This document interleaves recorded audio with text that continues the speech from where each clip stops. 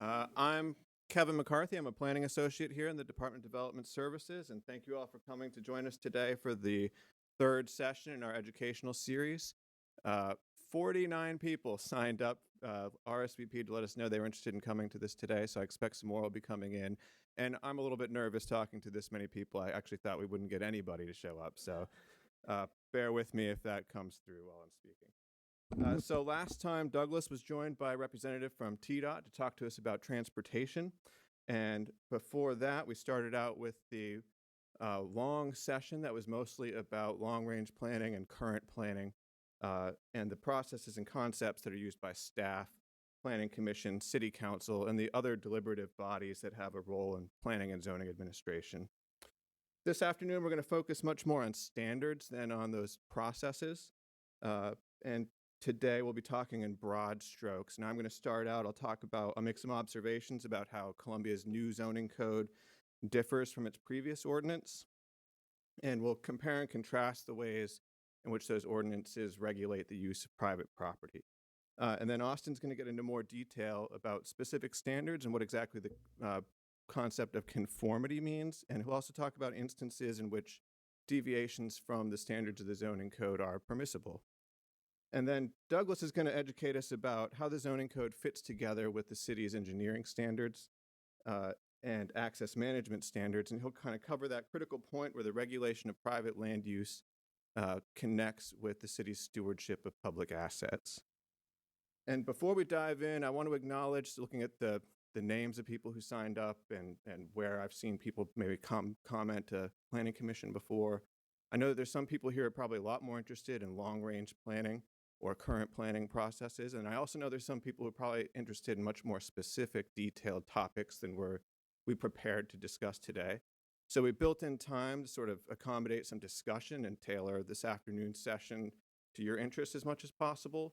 But if you are interested in long-range planning issues, please let us know that at the end of the session today. We'll show you where to sign up to get information about the update to Connect Columbia, the city's comprehensive plan. And that public input process is actually going to begin next month. So please, if you're interested in that, let us know. We'll make sure to invite you to any events and involve you in that process. And then this is the last of these events that we have scheduled, but I'd certainly like to do more of them in the future. And if you're interested in doing that, if you have any specific topics that you're interested in us doing a session on, let us know that. So if you signed up for this, I have your email address, and I'll send out a follow-up survey, find out if people are interested in things like that and what topics you're interested in the future.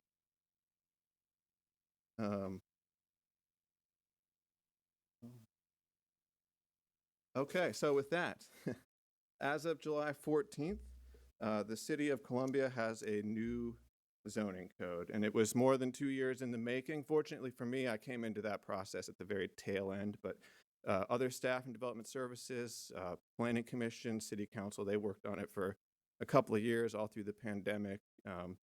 Mr. Keltner was making updates to the draft right up to the month that the council adopted it to reflect their preferences and things that the community had expressed they wanted to see in the code.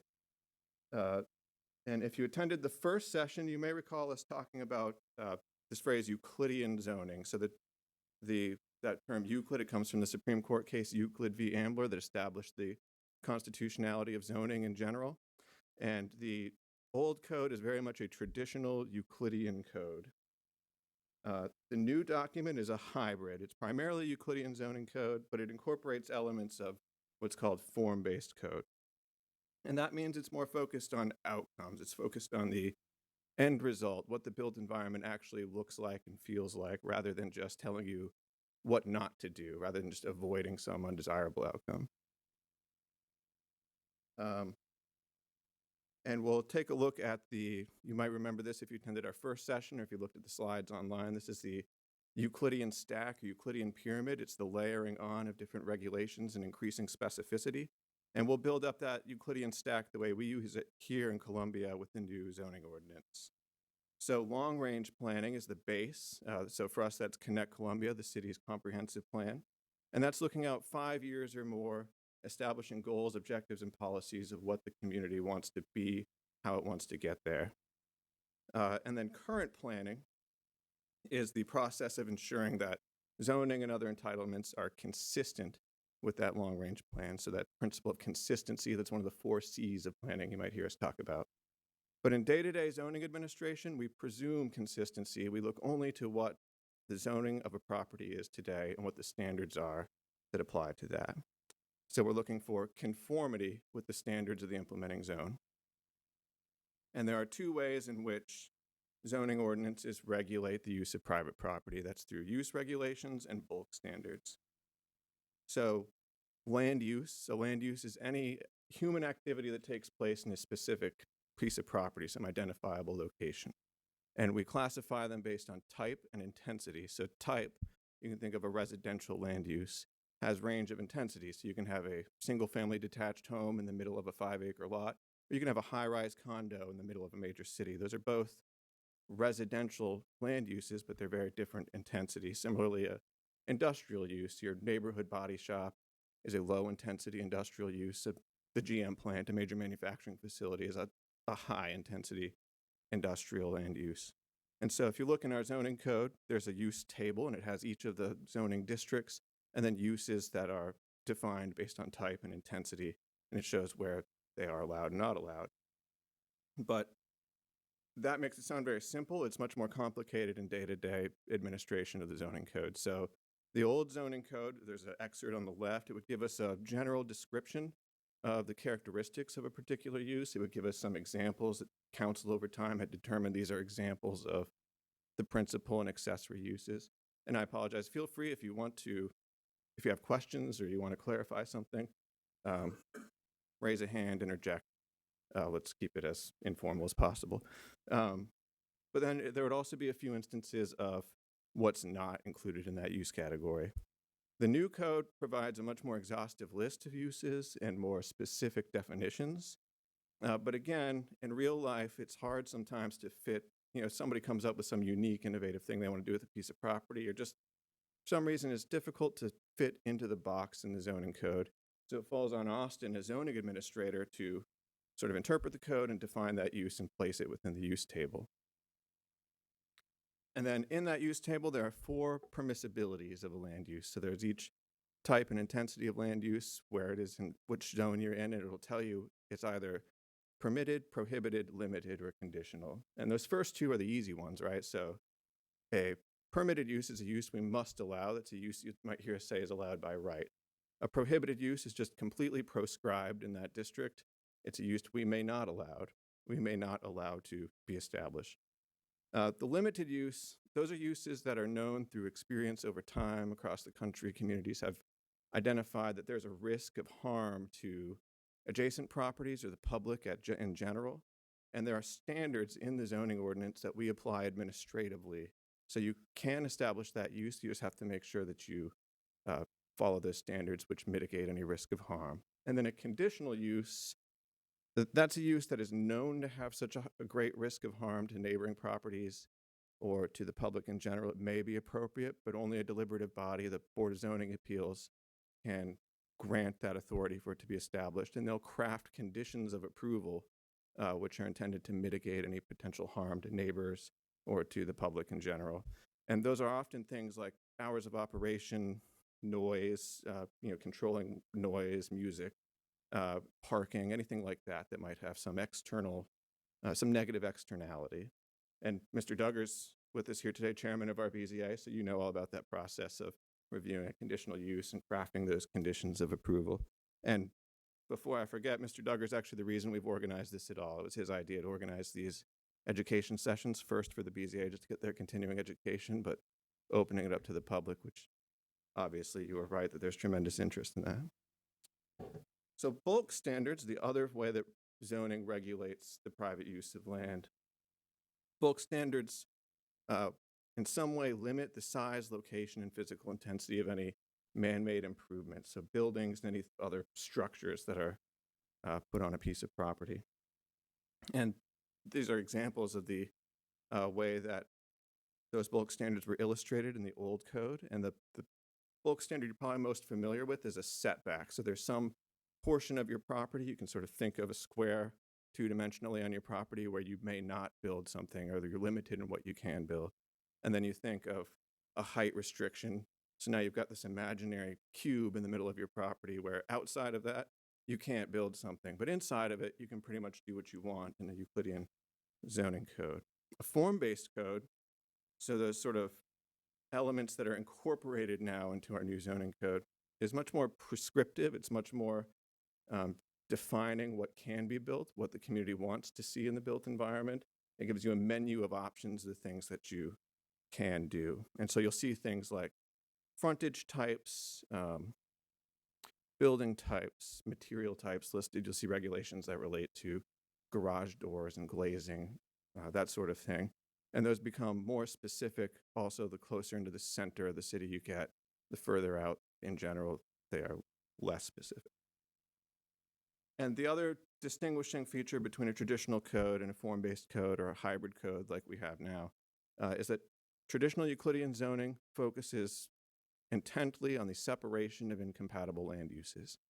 Form-based codes, where it gets the name form, is this idea that if you are very careful about the physical form of buildings, you will create a built environment where incompatible land uses just won't occur because the structures aren't conducive to them. So the example that's often given is older historic towns, places like the Square here in Columbia or any older southern town you might see. You have 2, 3, 4-story buildings that face each other across a relatively narrow street. You might see over time a succession of land uses. That second floor might go from office to residential, or maybe retail will move up to the second floor. But you won't see a factory located in there because the building, just the physical form of the structure, just isn't conducive to that incompatible land use. This illustration is taken from the Form-Based Code Institute. That's an advocacy organization that encourages communities across the country to adopt form-based codes. It has compiled a library of form-based codes and best practices across the country.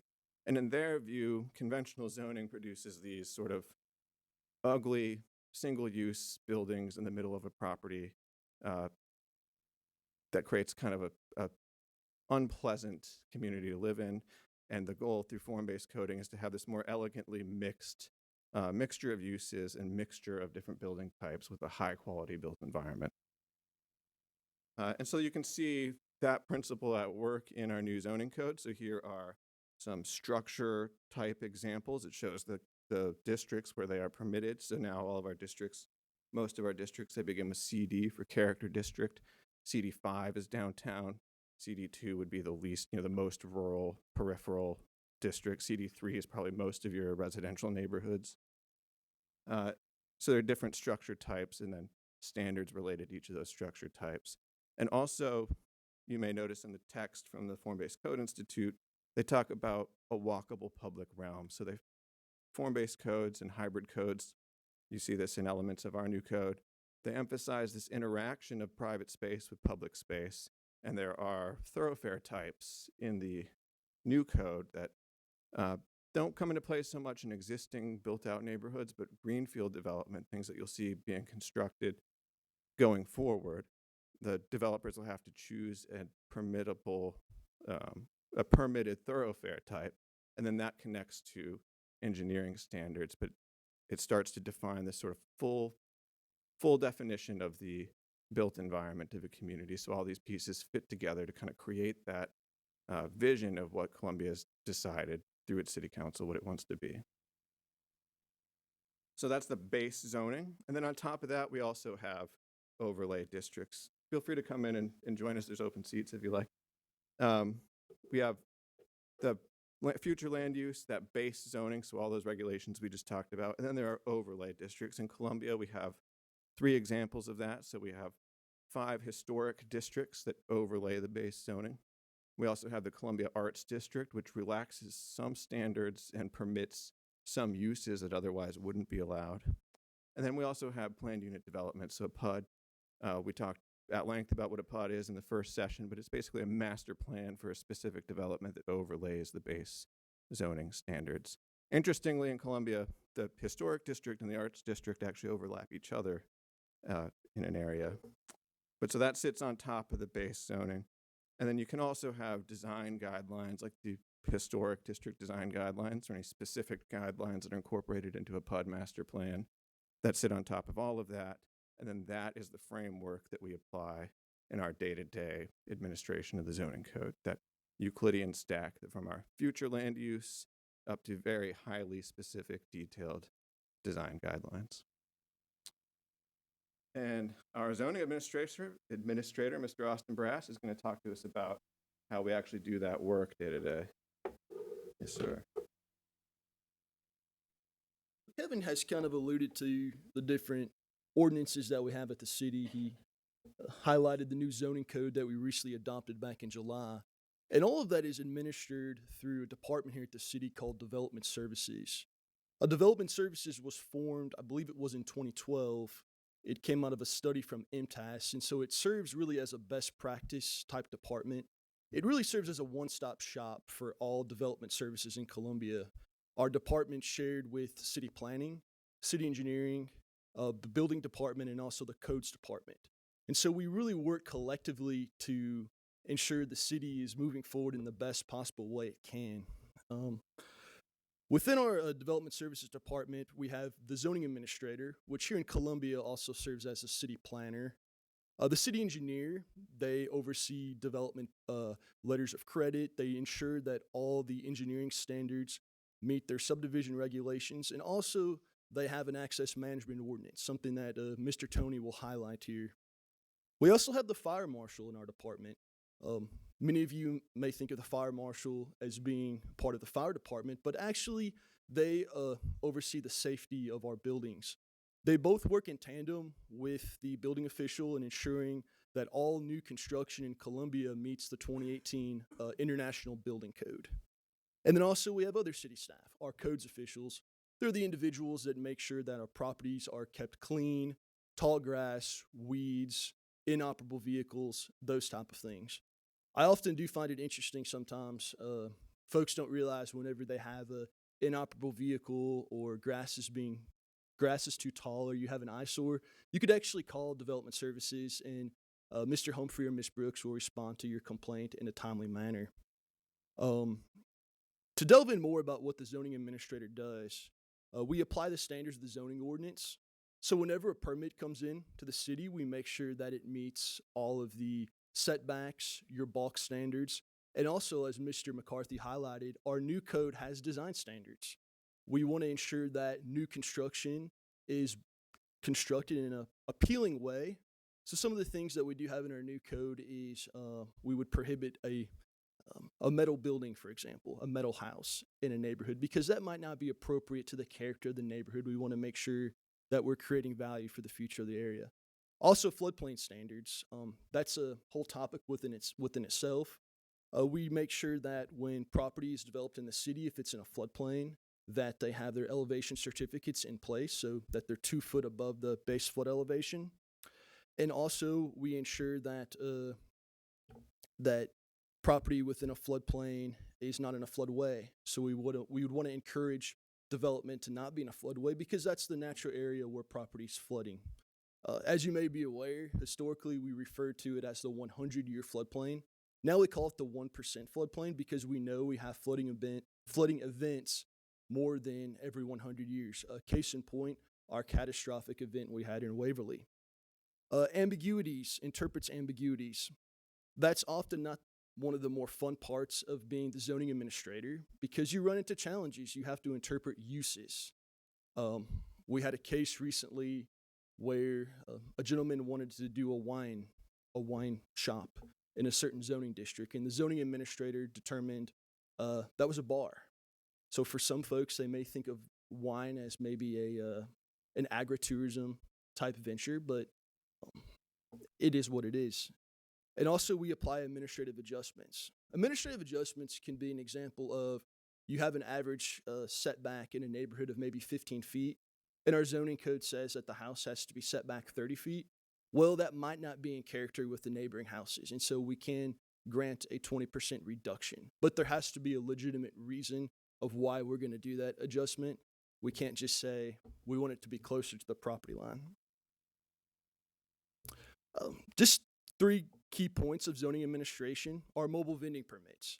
Many of you around Columbia see the food trucks that are in parking lots of different businesses.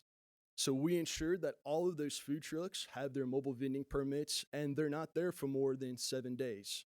4 out of 7 days is the max allocated time a food truck can be on a piece of property. We also ensure that the property owners have permission to allow that food truck on their property. Home occupation permits, simply put, if you have a particular, if you, let's say you work from home or you do online sales and you need to get a business license to the state, but you don't have a physical brick and mortar, you can get a home occupation permit with the city. A key condition of that permit is that no customers are coming to the home. We want to make sure that neighborhoods are protected and that there's no indication of a business being there. And then temporary use permits. That can delve into your produce stands, your carnivals, things that are temporary, but we want to make sure that they have your property owner permission and that they're placed in a safe manner, meaning that the produce stand isn't going out into the road, the carnival, if they have a temporary carnival, it's not too close to a nearby property line. We did highlight the Board of Zoning Appeals, and we'll highlight that here in the next slide. But permissible nonconformities. So this is kind of an interesting subject for Columbia because most of our city grew a lot earlier than many of our peer cities in the Nashville region, such as Spring Hill or your Mount Juliet's.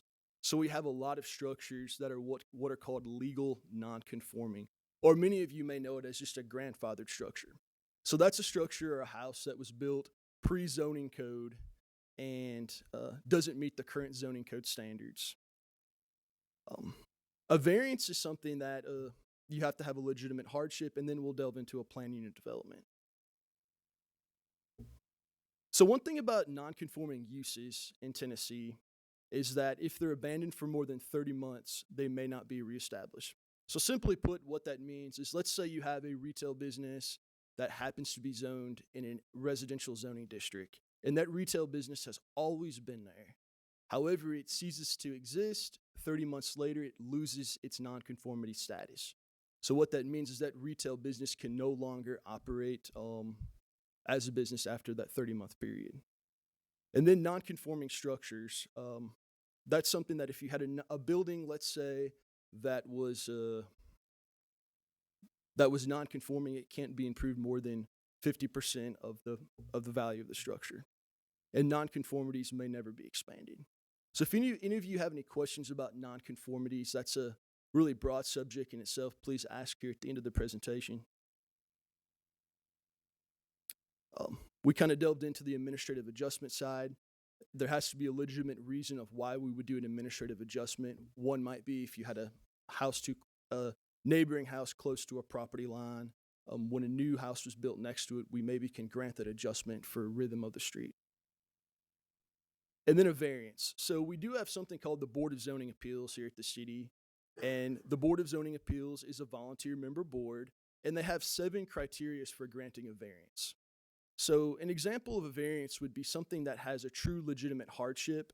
However, most of the variances that we do typically see sometimes are self-induced, meaning it was created by the applicant. It can't be something that was created by the applicant. We recently had a very unfortunate case of a gentleman who had built a swimming pool, and he did not apply for a permit for the pool. And one thing about planning and zoning is you want to create consistency and fairness across the board. So we see pool permits, all summer long, and most of the pool permits do comply with our zoning code. However, this was a particular case where the pool was built without the permit, and it was built in a location that wouldn't be permissible on the property. So the applicant does have the option to go to the Board of Zoning Appeals. However, it unfortunately did not meet the 7 hardship criteria points because it was self-imposed. Therefore, because it was self-imposed, the homeowner was not able to move forward with that. So that's something that is very important to realize is you can't just do something and then come back and ask for a variance later. Or sometimes, as we've heard it, is do it and ask for forgiveness. It's something that is a very serious thing. And it does, again, have to meet the 7 criteria points. And then Mr. Tony will kind of delve into the engineering standards with the city and talk about some of the things we highlighted, such as access management and the street sections for the code.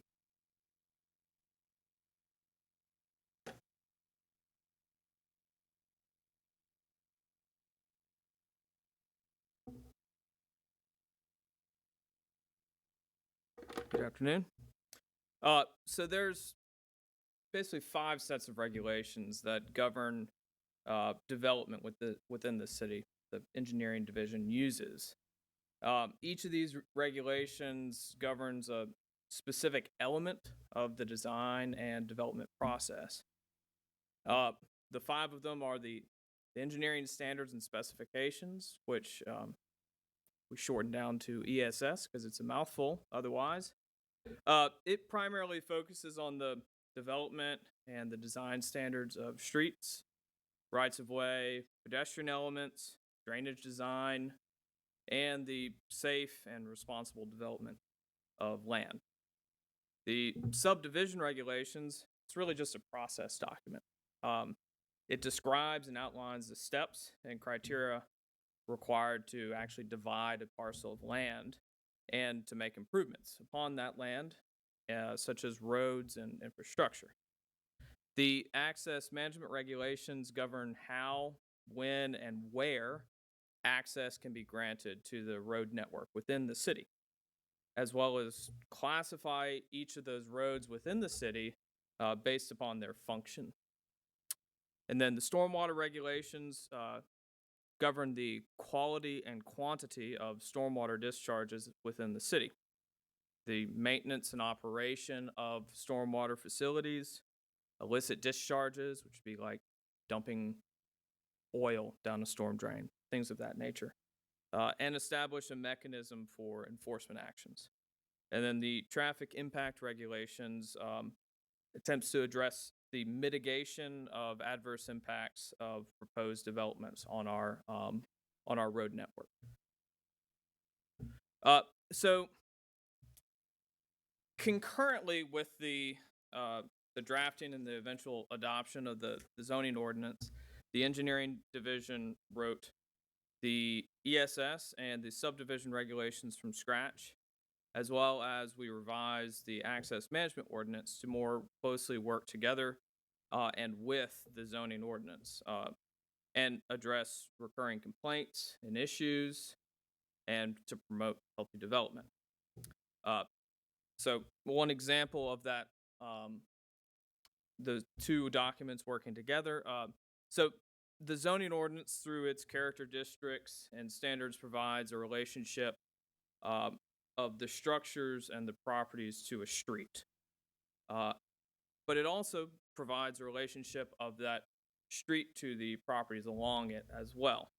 So just as there's a menu of options for how you and what you can develop within a certain parcel and property, as well, there's a menu of options for the streets and the thoroughfares that resemble and relate to the character and the intensity of development within that district. So this is where the zoning ordinance provides the broad strokes of what the street should look like and how it should function. The ESS provides more detailed information of how a street should be designed and constructed, and where and when certain street sections are appropriate for use. In addition to what I just said with the thoroughfares, there's quite a lot that the ESS regulates as terms of elements of development. So there's roadway and geometry standards, pavement sections, and the roadway assemblies, rights of way width, connections to adjoining properties, intersections, traffic signals, whether a roadway should be public or private, street lighting, drainage design, aquatic buffers, mitigation of flood risk, grading and site design, and earth retaining structures. That's just a handful of some of the topics that are addressed in the engineering standards. For subregs or subdivision regulations, excuse me. I'm sorry, I forgot an example. This is an example of a detail of a particular street assembly, the suburban neighborhood street assembly from the engineering standards and specifications.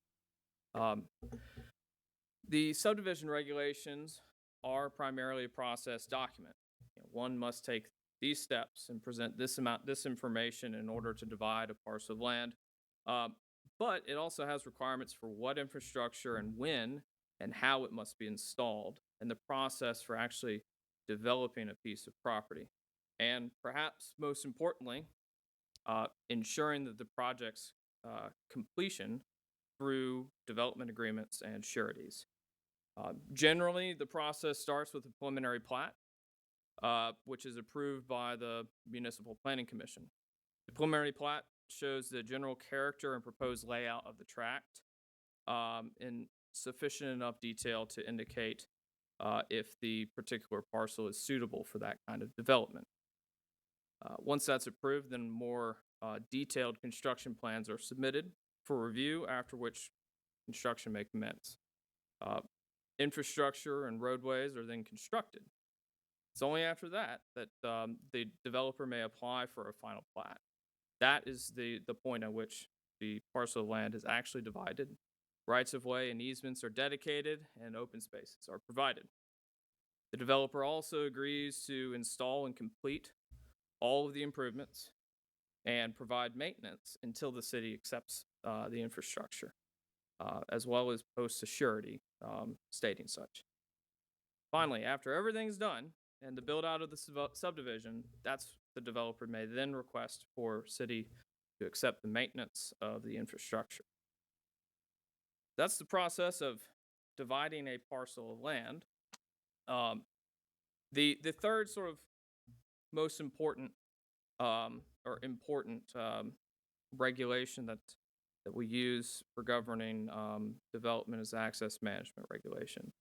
I'm sure all of you are keenly aware of traffic concerns, and access to businesses, and the safe and manageable use of the road network.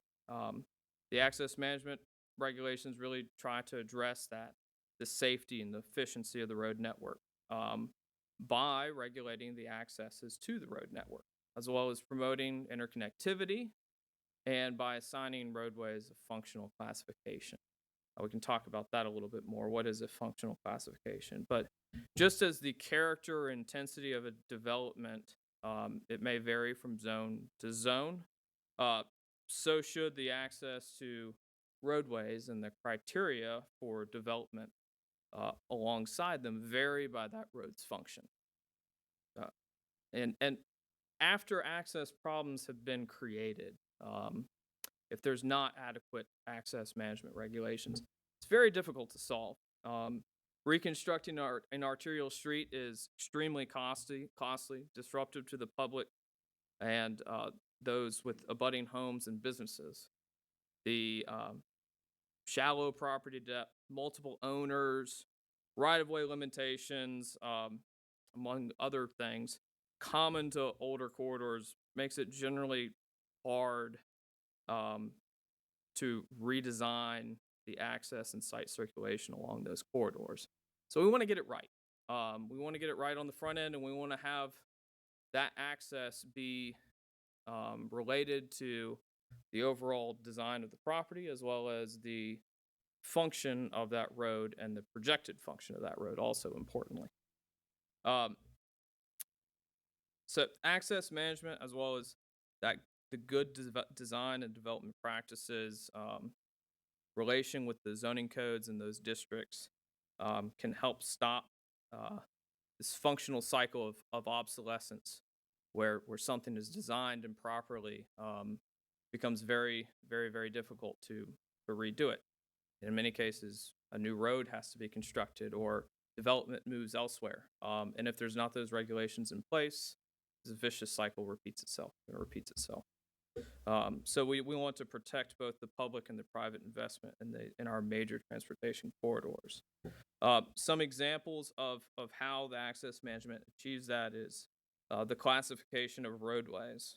So there's about 5 different classifications of roadways generally. Major arterials, that would be your highest level of classification within the city.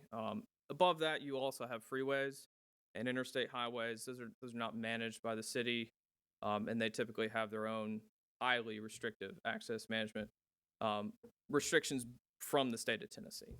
But Major arterials, minor arterials.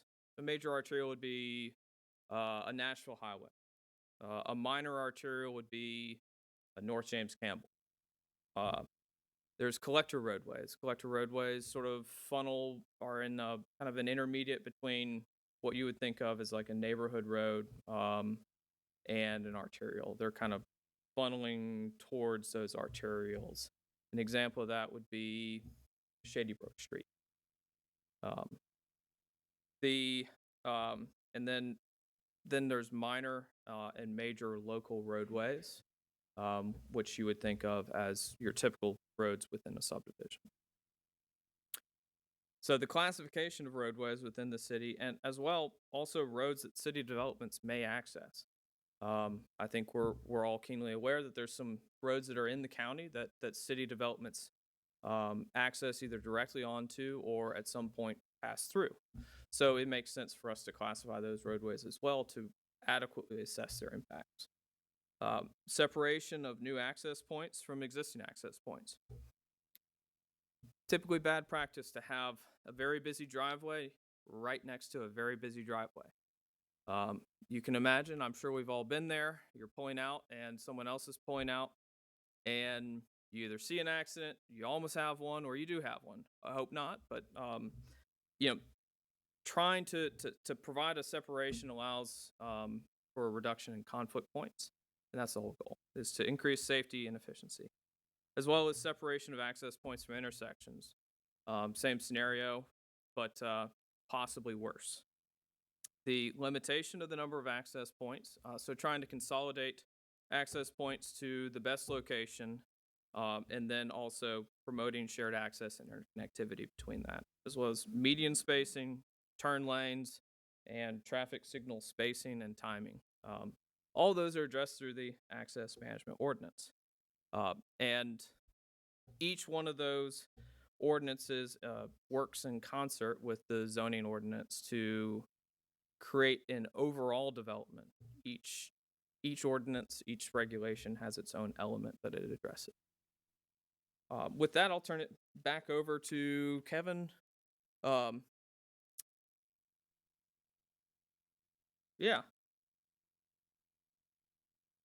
Yeah.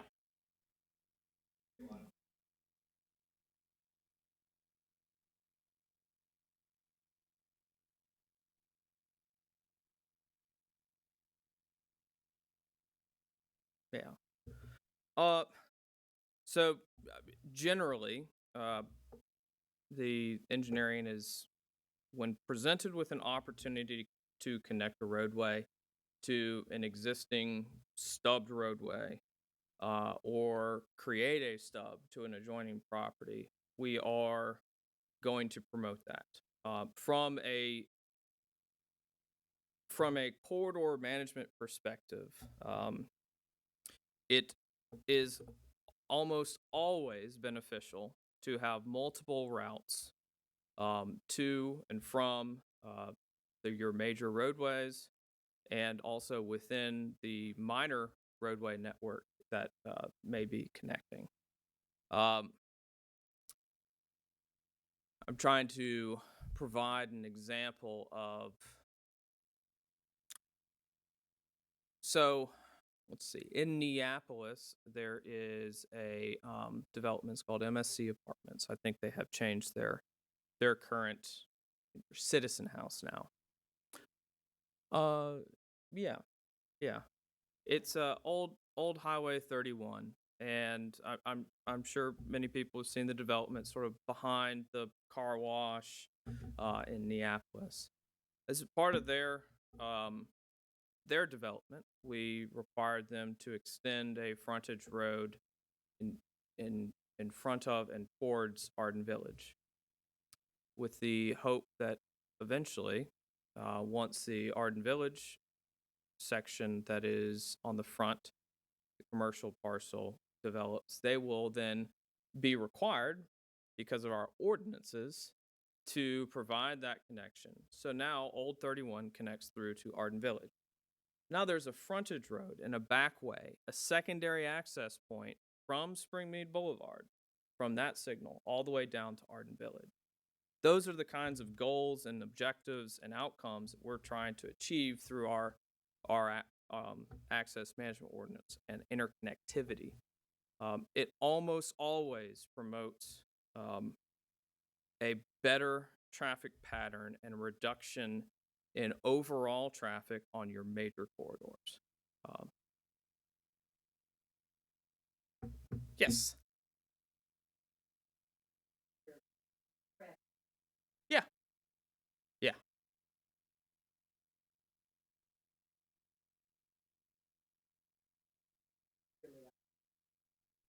Okay.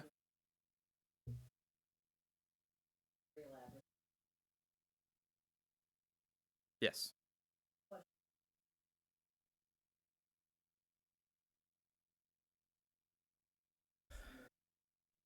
Uh, we are very lucky on with us that we have two very qualified third party engineer reviewers. So for those that don't know what Ms. Stevenson's talking about, we have the traffic impact regulations.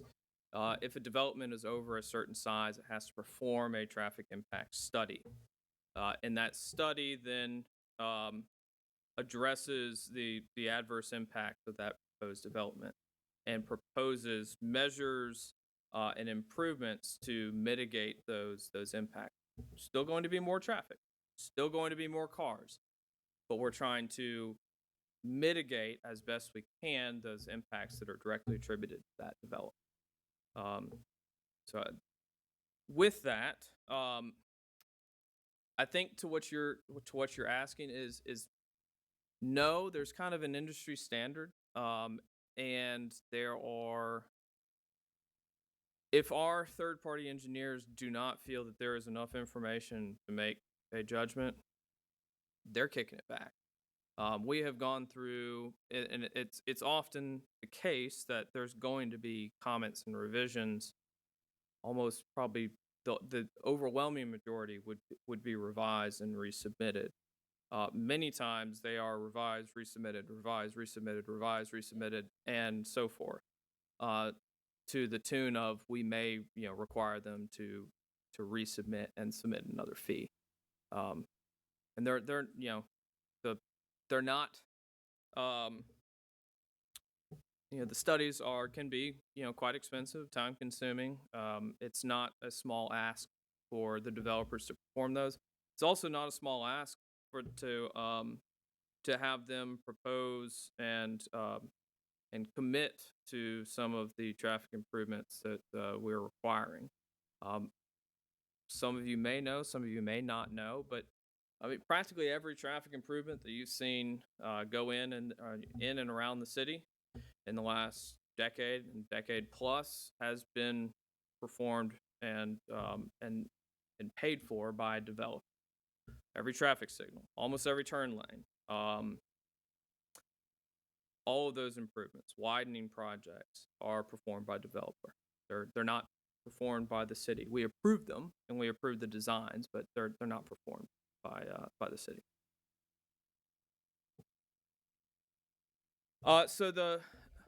So an engineer would hire or developer would hire their third-party traffic consultant. So that would be a traffic engineering firm.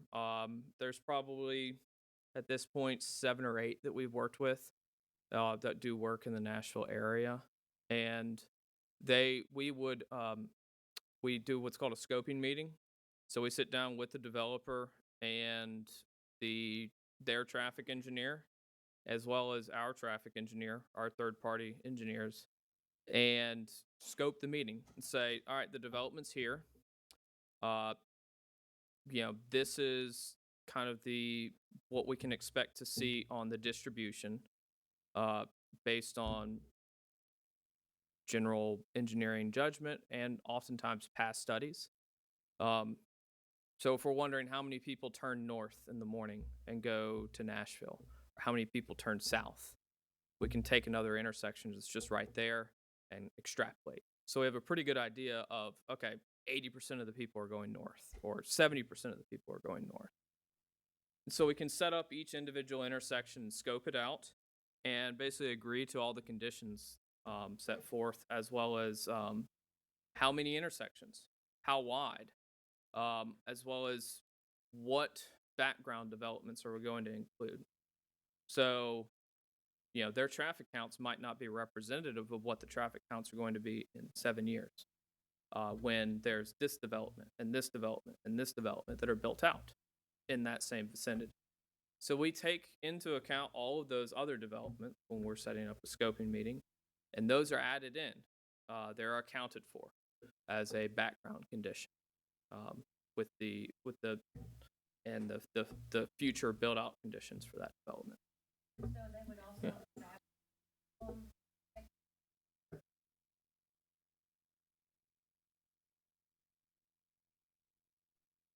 Mm-hmm. like Mm-hmm. that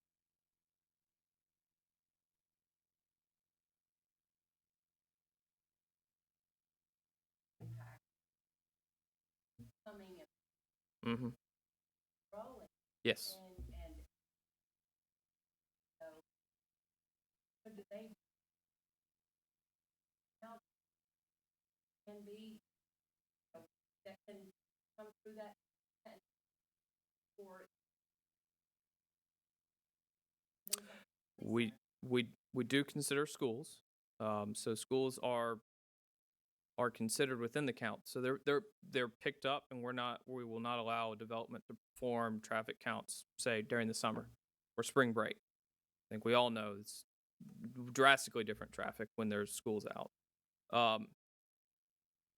To answer your question, no, there isn't necessarily an acceptable maximum.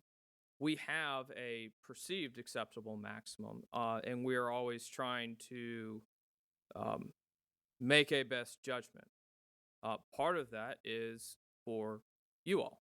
Part of that is for Planning Commission. Part of that is for City Council to decide on when and where and how much development is appropriate.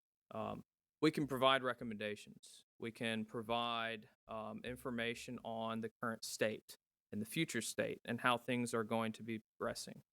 But we do not have in our regulations, zoning or engineering regulations, a maximum point at which we can go no further. That is determined by the elected and appointed boards, as well as the public, who has collective input on things like our comprehensive plan and long range planning, those sorts of ideas. Yeah. Okay.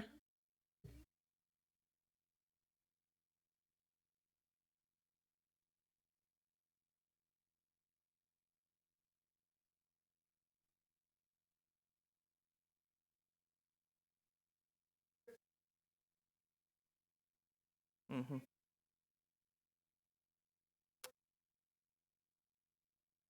As far as police department, I have, I honestly, I couldn't answer that question.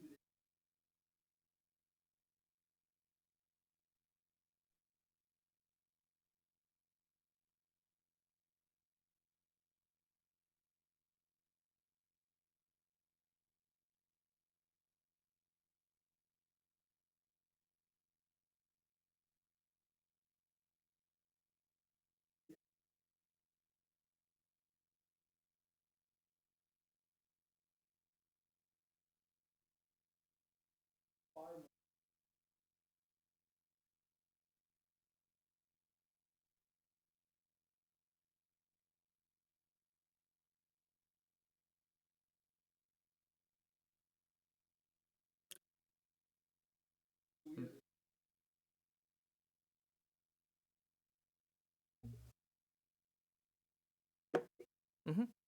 Yeah.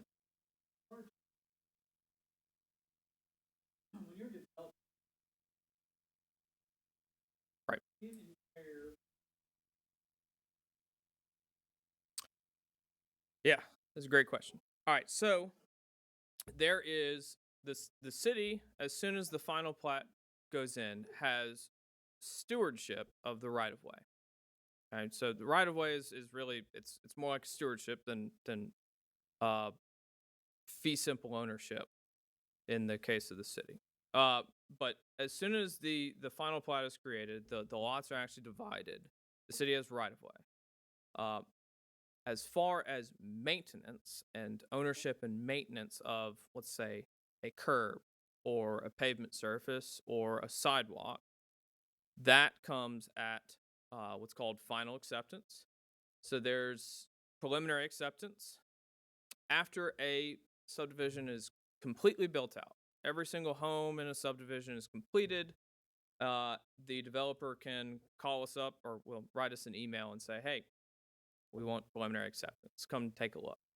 And a bunch of city departments go out, take a look, make sure all the street signs are up, that the ditches are nicely stabilized and not eroding, that the detention pond is good and functioning, and you know things of that nature. That there any sort of curbs or things that need to be repaired or repaired. Once all that's done, we grant preliminary acceptance. We'll reduce the surety that the developer has with us, and a 12-month clock starts. After that 12-month clock, then the developer can request final acceptance. That then goes to city council. A resolution is drafted and voted on for the city to accept ownership and maintenance of the improvements and infrastructure.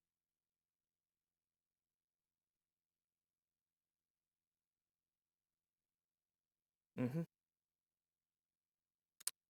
Uh, so engineering will not make the recommendation that they should, but it is up to the city council to make that decision. They have within their right of way, they can make a decision to accept maintenance of a roadway. Sure, yeah.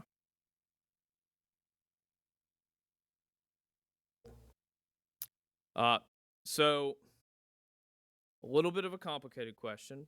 Um, Part of it is again what we're talking about with stewardship and ownership are a little bit different. Uh, so let's just say, for instance, the county has a roadway. It's been a county road for a long time, and the city annexes some property alongside of it. I think that's the scenario that you're going along with there. Unless the county that requests that the city accept that, and the city concurs, drafts a resolution, and accepts ownership and maintenance alongside that section of roadway, it's still maintained. It's still maintained as a county road. Uh, if we may actually want to, in multiple cases, because we have then governing authority over the improvements and design of the roadway in that scenario.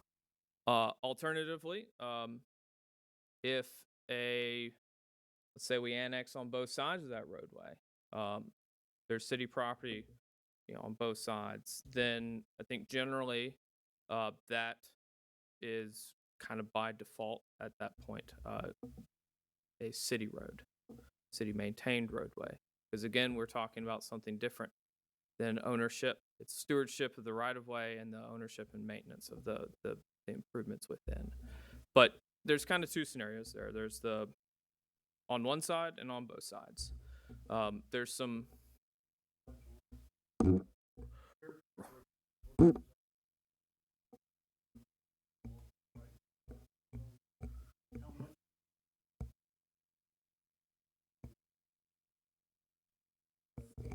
Yeah. So yeah, Bear Creek Pike itself is a state road, so we have limited authority on that. But yeah, the side streets along Bear Creek Pike, yes, like I think Columbia, the Rock Springs Road. Yeah. Uh, right now, I think city is just annexed on one side, as well as like the first 300 feet. You know, that basically the intersection, and then a little bit in front. But I think with that development in particular, there has been, correct me if I'm wrong, talk about the um, annexation of the roadway perhaps in front of that. So you were asking, why would the city ever want to annex that? We actually have in a few instances with new developments made that a condition of the development.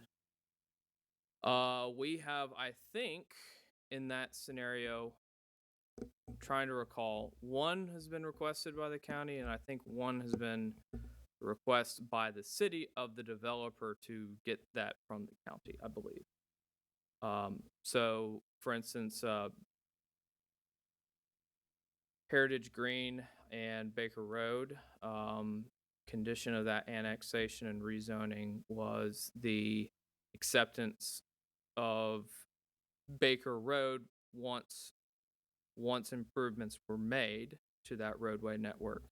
Those would then be assumed by the city. So the developer, yes, yep. And if there's any, I don't want to spend the whole time on just traffic and engineering stuff.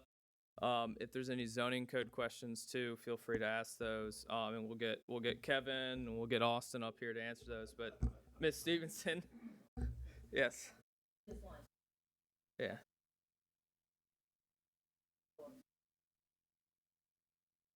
For that.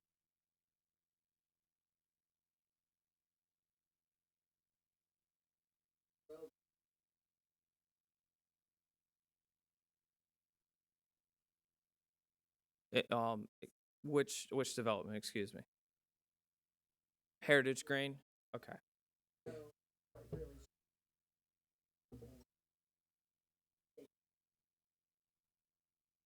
They have, and it's about, yeah. Technical committee. Mm-hmm.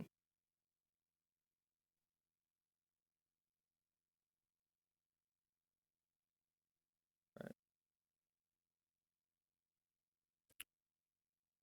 And yeah, the the original traffic study that was completed on that was completed with, to my knowledge, with the PUD, which was 300 some odd units. We're down to less than 200, I believe. We've gotten so if, for instance, if a development changes, which is not uncommon that an idea or something, you know, requires a change. It happens. If the development or the proposal changes, then we get a memo from the traffic engineer stating which changes and will it increase or decrease the total traffic count. And if it increases it over a certain amount, will require a new study be completed. Um, to your point there. Yeah.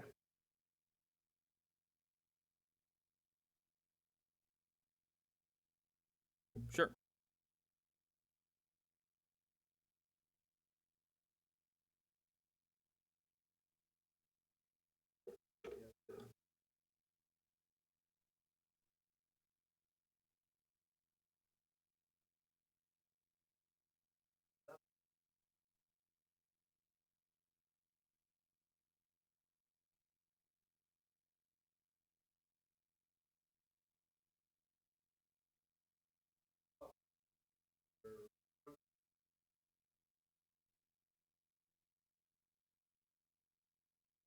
Right.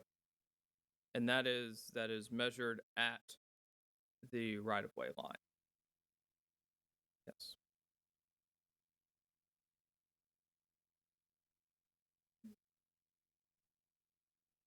At the right of way line. Yes.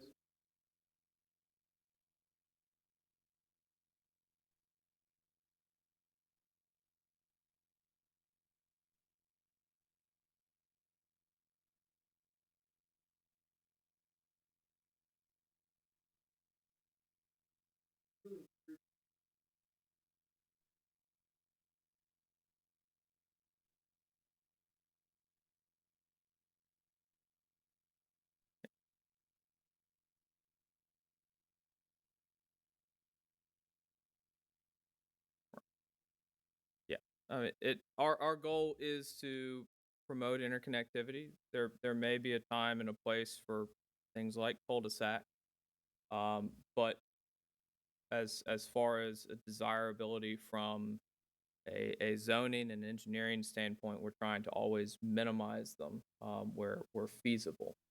The cul-de-sac is there only for the benefit of the people that live on that street. That's it. It's a city subsidized driveway.